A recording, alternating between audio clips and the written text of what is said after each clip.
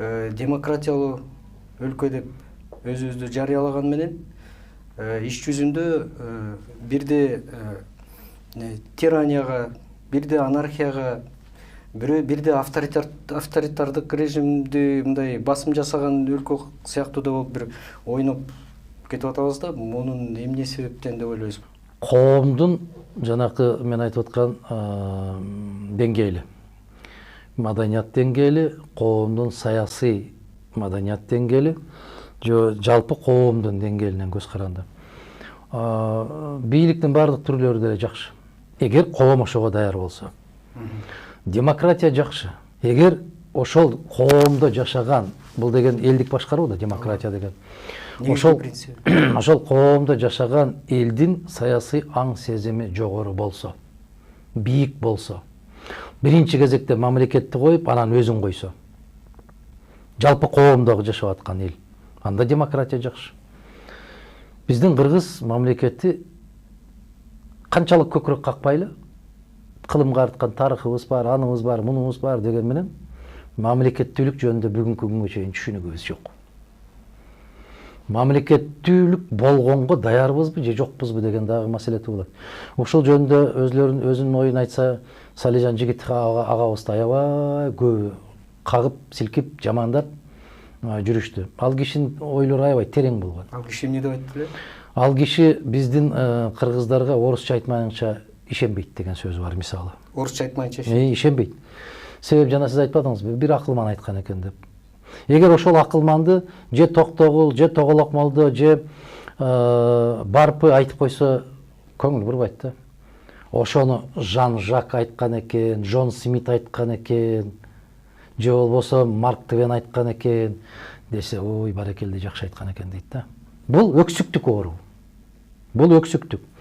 Мына азыр деле президенттик шайлоо дешет дагы, баары эле жалдырап башка жакты карайт да. Тиги жак эмне дейт экен, бул жак эмне дейт экен деп. А өзүң эмне дейсиң, кыргыз? Сен кандай чечесиң?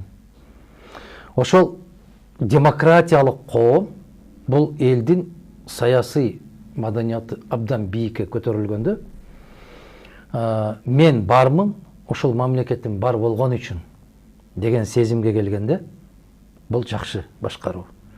А бизде тескерисинче да.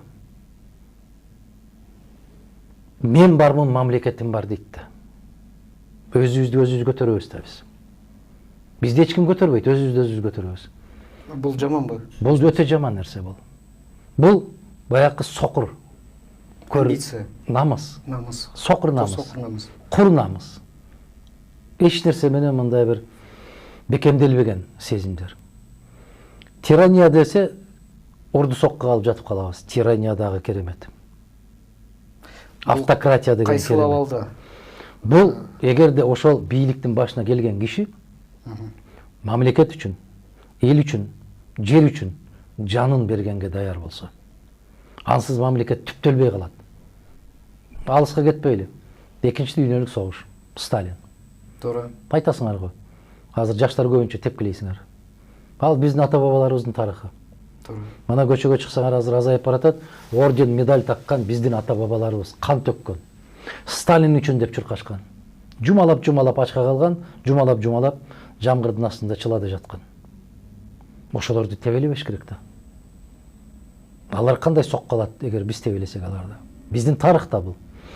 Эгерде бул мамлекет үчүн үй бүлөсүнөн баш тартып, досторунан баш тартып, өзүнүн жеке турмушунан баш тартып, ушундай каттуу турбаса, СССР мамлекетте калабы эле калбайт беле, бир Кудай билет.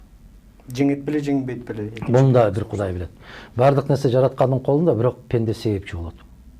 Ушул эгерде тирания өтө жаман болот, баякы самадур болсо, көкмээ болсо, келесөө болсо, мындайча айтканда бир апенди чалыш болсо, сөзүнө туруксуз болсо, бирок ошол касиеттерине карабастан өзүн өзү аябай көкөлөтүп, мен бар үчүн мамлекет турат, мен кетсем эмне болот, мен элим үчүн күйүп атам, мен кыжалат болуп атам деген сөздөргө өзүнөн өзү ооруп калган инсан болсо, анда тирания, автократия, баягы диктатура бул өтө коркунучтуу көрүнүш.